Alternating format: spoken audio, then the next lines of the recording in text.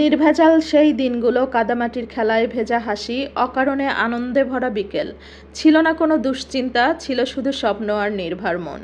সময় পেরিয়ে গেলেও সেই স্মৃতিগুলো আজও নরম আলো হয়ে জ্বলে হৃদয়ের কোণে, যেখানে ছোট ছোট মুহূর্তই ছিল সবচেয়ে বড় সুখ, আনন্দ, সবচেয়ে বড় শান্তির জায়গা। আসলেই গ্রামের প্রকৃতি, গ্রামের আবহাওয়া যেন সব কিছু মনে করিয়ে দেয়। হ্যালো এভরিওয়ান, আসসালামু আলাইকুম। সবাই কেমন আছেন? আমি তো অনেক অনেক বেশি ভালো আছি। গ্রামের এত সুন্দর প্রকৃতি দেখার পরে মন শুধু চায় সেই ছোটবেলায় আবারও ফিরে যাই।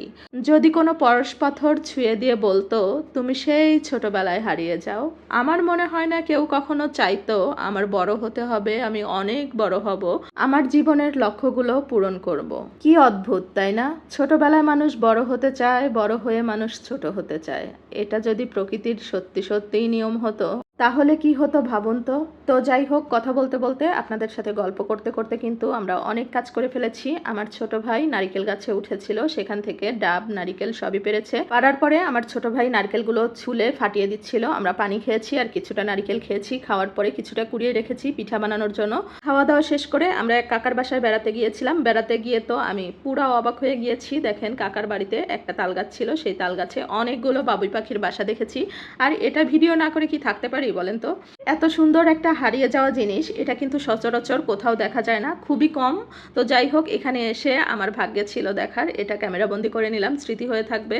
এই বাবুই পাখির বাসাগুলো আমার মেয়েদেরও দেখাচ্ছিলাম। আর খেয়াল করলে দেখতে পাবেন অনেক পাখি উড়ে যাচ্ছিল, অনেক পাখি আবার উড়ে উড়ে এসে বাসার ভিতরে ঢুকছিল। তো যাই হোক, সেই বাড়ি থেকে আসার পরে আমার ছোট ভাই আবার গাছে উঠেছে। এটা হচ্ছে আতাফল গাছ, আর আতাফল গাছের একটা আতাফল একদমই গাছ পাকা ছিল, যে এইটা। আর অন্যগুলো সব পাকার সময়ও হয়ে গিয়েছিল, এই কারণে পেরে নেওয়া হয়েছে। আর একদিন রেখে দিলেই ওগুলো সব পেকে যাবে। তো যাই হোক, আমি একটু ভিডিও করছিলাম আর আমার মেয়ে খাবে জন্য তাড়াহুড়ো লাগাচ্ছিল, ভিডিও করতে দেবে না, সে নিয়ে খাবে আর কি।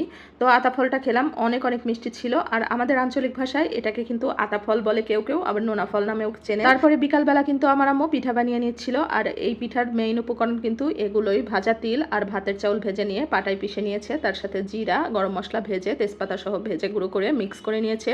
আর গুঁড়ো একটু গুঁড়ো করে নিয়েছে, যেহেতু পাটালি গুড়। কড়াইতে একটু পানি দিয়ে তার ভিতরে কোরানো নারকেল দিয়ে দেওয়া হলো। আর এই কোরানো নারকেলের পরিমাণটা একটু বেশি হলে আরো ভালো হতো, তবে আমরা বেশিরভাগটুকুই খেয়ে ফেলেছি। এমনি এমনি নারকেলের ভিতর একে একে গুঁড়ো করা রাখা সবকিছু দিয়ে দেওয়ার পরে গুড় দিয়ে ভালো করে ঘন করে একদম হালুয়ার মতো করে নিল। তারপরে কিন্তু আগে থেকে রুটি বানিয়ে নেওয়া হয়েছিল আতপ চাউলের, সেই রুটিগুলো দিয়ে কিছু সাজ দিয়ে বানানো হয়েছে পুরগুলো ভরে। আর পুরগুলো ভরে হাতে মুড়িয়ে মুড়িয়ে চন্দ্রপুলিও বানিয়ে নিয়েছি আমরা সবাই মিলে।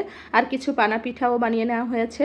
দুধ গুড় জাল দিয়ে বলক ওঠার পরে সবগুলো পিঠা ঢেলে দেওয়া হলো। আর ঢেলে দেওয়ার পরে কিন্তু রান্নাটা দ্রুতই কমপ্লিট হয়ে যায়। রান্না হয়ে যাওয়ার পরে পিঠাগুলো একটা বড় গাবলায় বেড়ে নিচ্ছিল। ঠান্ডা হওয়ার পরে আমরা সবাই মিলে খেয়েছিলাম, অনেক বেশি মজা হয়েছিল। আর বিশেষ করে মায়ের হাতের যে কোনো কিছুই অনেক বেশি মজা লাগে। আগে থেকে চীনা হাঁসের ডিম দিয়ে রাজহাঁসকে বাতে বসিয়ে দেওয়া হয়েছিল, সেখান থেকে কিউট কিউট বাচ্চা ফুটেছে, সেই বাচ্চা নিয়েই আমার মেয়ে খেলা করছিল আর কি। তো আজকে এ পর্যন্তই, আল্লাহ হাফেজ।